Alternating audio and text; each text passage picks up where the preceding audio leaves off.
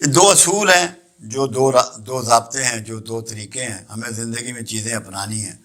میں میرپور میں جب فیکٹری کرتا تھا ریٹائرمنٹ کے بعد، تو میں کاروں کا بھی کرتا تھا، گاڑیوں کا کاروبار بھی میں نے جاری رکھا ہوا تھا۔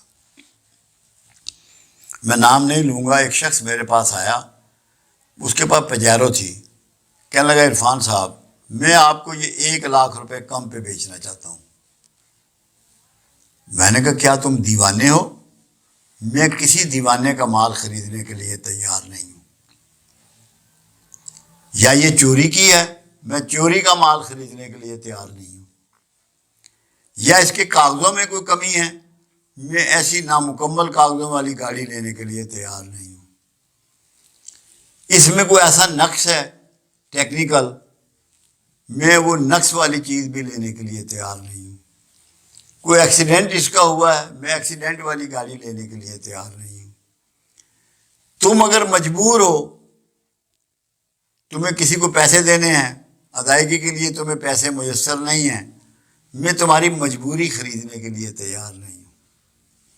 یہ بات صرف اس لیے ہے اگر آپ لالچ کا شکار نہ ہوں تو کسی جال میں پھنسنے سے بچ جائیں گے، اور کسی کا استحصال کرنے سے بچ جائیں گے۔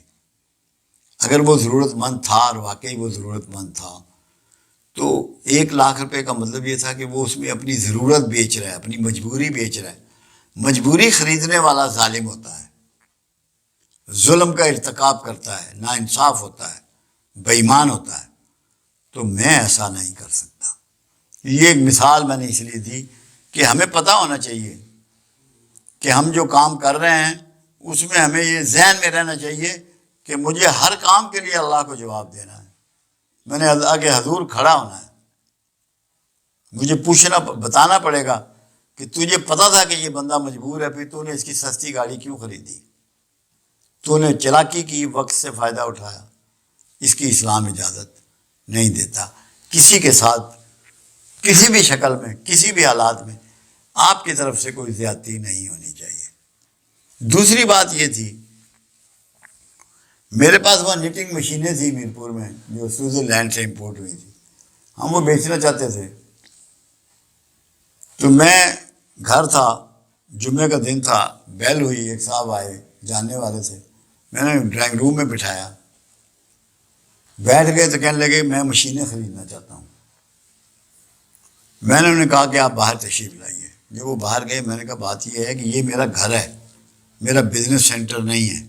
اگر آپ کو مشینوں کی بات کرنی ہے تو آپ کو میرپور میرے دفتر آنا پڑے گا۔ کہنے لگے آپ پاگل ہیں؟ میں نے کہا پاگل ہی سمجھ لو۔ میں نے کہا بات یہ ہے، ہم لوگوں نے اپنی اپنی زندگیوں کو کھجل کر لیا ہے، اجیرن کر دیا ہے۔ دفتر میں ہوتے ہیں تو گھر کا سوچتے ہیں، فیکٹری میں ہوتے ہیں تو گھر کا سوچتے ہیں، دکان پہ ہوتے ہیں تو گھر کا سوچتے ہیں، اور گھر ہوتے ہیں تو بازار کا سوچتے ہیں یا دوستوں کا سوچتے ہیں۔ ہر ایک کے حقوق ہیں، بیوی کے، بچوں کے، اپنے آپ کے، بہن بھائیوں کے، ماں باپ کے، رشتہ داروں کے۔ جو لوگ گھر آ کر بزنس کی باتیں کرتے ہیں، کھانا کھا رہے ہیں، بھاؤ پوچھ رہے ہیں منڈی کے، نہ وہ صحیح بزنس مین ہیں، نہ وہ صحیح شوہر ہیں، نہ وہ صحیح باپ ہیں، نہ وہ صحیح بھائی ہیں، نہ وہ صحیح بیٹے ہیں۔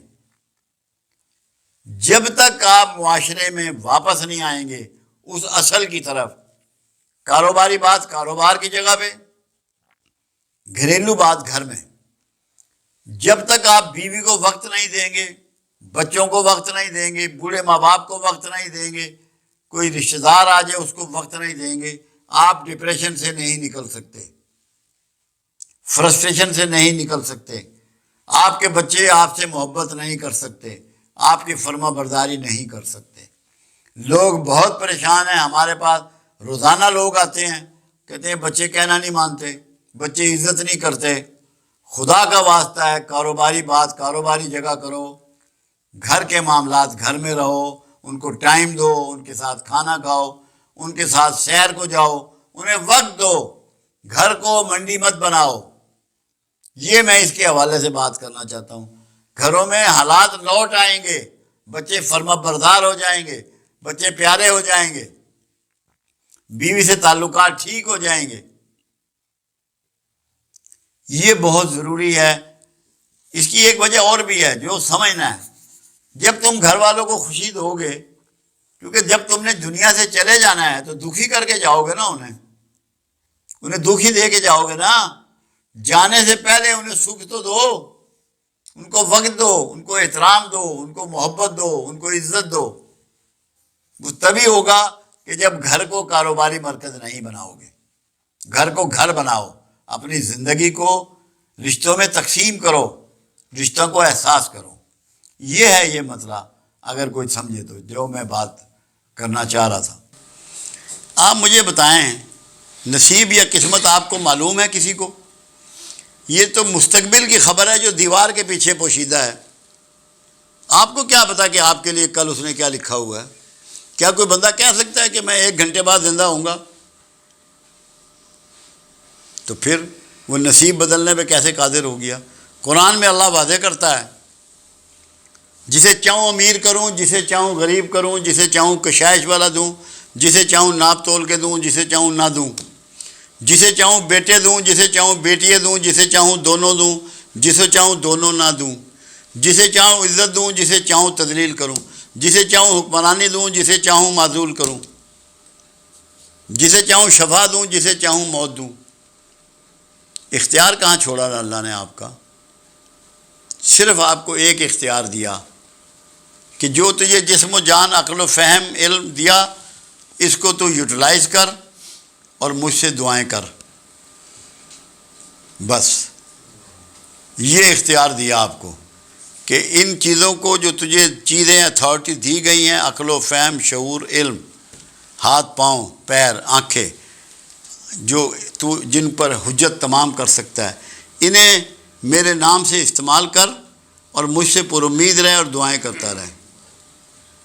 بس یہی ساری تبدیلی ہے جو آپ کر سکتے ہیں۔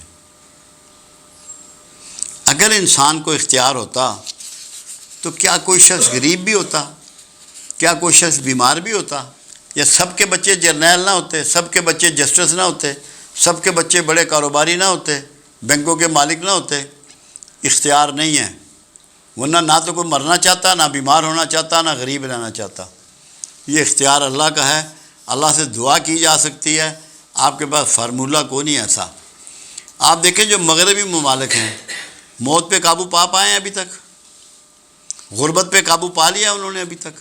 کتنی غریبی ہے وہاں، کتنی مفلوق الحال لوگ ہیں، کتنے بڑے بڑے ان کے جو عظیم لوگ ہیں، سائنسدان، دوسرے مر گئے ہیں، ورنہ تو کبھی بھی نہ ہوتا، کوئی قیمتی آدمی مرتا ہی نہ۔ اس لیے یہ معاملہ نصیب اور جو قسمت کا ہے یہ اللہ کے اختیار میں ہے۔ آپ محنت کر کے، جد و جہد کر کے، کئی بندے ہوتے ہیں بڑی جد و جہد کرتے ہیں، کخ نہیں بنتا، اور کئی لوگ ایسے ہوتے ہیں واجبی سے ہوتے ہیں، ان جیسے کئی محنتیوں کو اور تعلیم یافتہ ان کے نیچے ملازم ہوتے ہیں۔ اس لیے یہ اللہ کا اختیار ہے، اللہ کے اختیار میں شامل ہونے کی کوشش نہ کریں۔